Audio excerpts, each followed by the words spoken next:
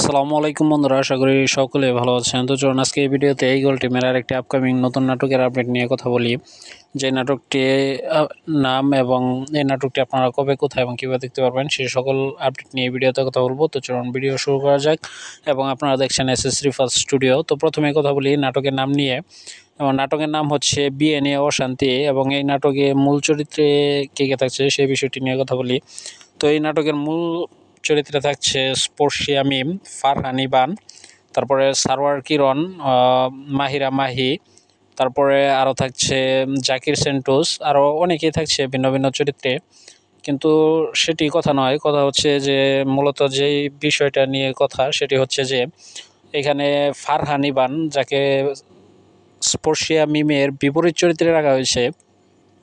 তো একটা কথা হলো গিয়ে এইখানে যে তাকে ফারহান ইবানকে কোন হিসেবে স্পর্শিয়া মিমের বিপরীত চরিত্রে রাখা হলো। ফারহান ইবান কতটুকু যোগ্যতা রাখে স্পর্শিয়া মিমের বিপরীতে অভিনয় করার জন্য?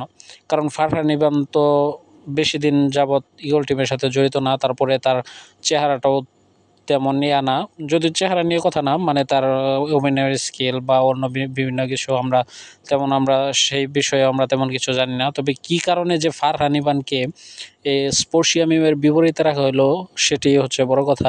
তবে যাই হোক, সেই বিষয়টি আমরা অবশ্যই নাটক দেখলে বুঝতে পারবো। তো চলুন এখন কথা বলি যে নাটকটি কেমন হতে চলেছে।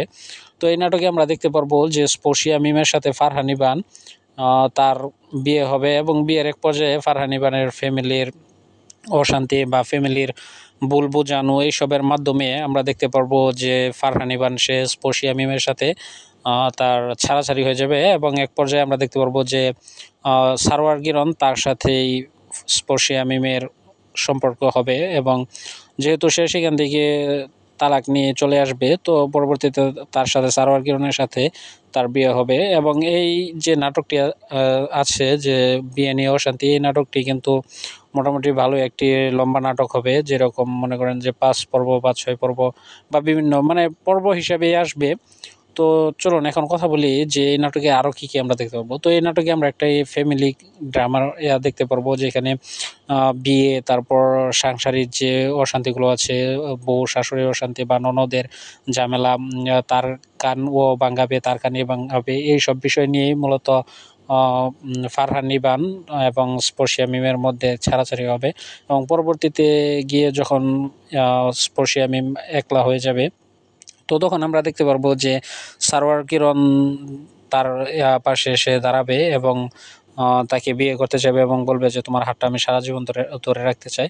তো প্রথমত হয়তো স্পর্শিয়া মিম রাজি হবে না, তো পরবর্তীতে এক সময় আমরা দেখতে পারবো যে না, সে রাজি হয়ে যাবে। যেরকম এটা এই গল্পটা মোটামুটি যেরকম একটা দিতে ইঙ্গিত হচ্ছে, সেইটা হলো যে আমরা কিছুদিন আগে যে নাটকটি আমরা দেখতে পেয়েছিলাম এক তালাক দুই তালাক, মানে সজল এবং স্পর্শিয়া মিমের, সেই নাটকের মতো এই গল্পটিও সাজানো হয়েছে। কিন্তু সেই নাটকের ফিলিংসই আমাদেরকে দিবে, কিন্তু সেই নাটকের সাথে এই নাটকের কিছু পার্থক্য হলো যে এখানে মূল চরিত্রে যে নায়ক চরিত্রে থাকছে সেই চরিত্রটা ভিন্ন থাকছে। এবং পরবর্তীতে যেখানে আমরা দেখেছিলাম গত পর্বে যে স্পর্শিয়া মিম, ওই নাটকে যে স্পর্শিয়া মিম তার স্বামীর বাড়ি থেকে চলে আসে এবং তার স্বামী পরে আর বিয়ে টিয়ে করে না, তো এখানে আমরা দেখতে পারবো যে সেখানে তো তার শাশুড়ি বা ওই রকম কিছু ছিল না, যেহেতু এইখানে তার শাশুড়ি বা ননদ আছে। তো সেই বিষয়গুলোই আমরা তাদের মধ্যে একটা ঝামেলা দেখতে পারবো, যেখানে শাশুড়ি বউয়ের নামে শাশুড়ি ননদ স্পর্শিয়া মিমের নামে ইবানের কাছে বেশ মন্দ বলবে। তো তখন সেই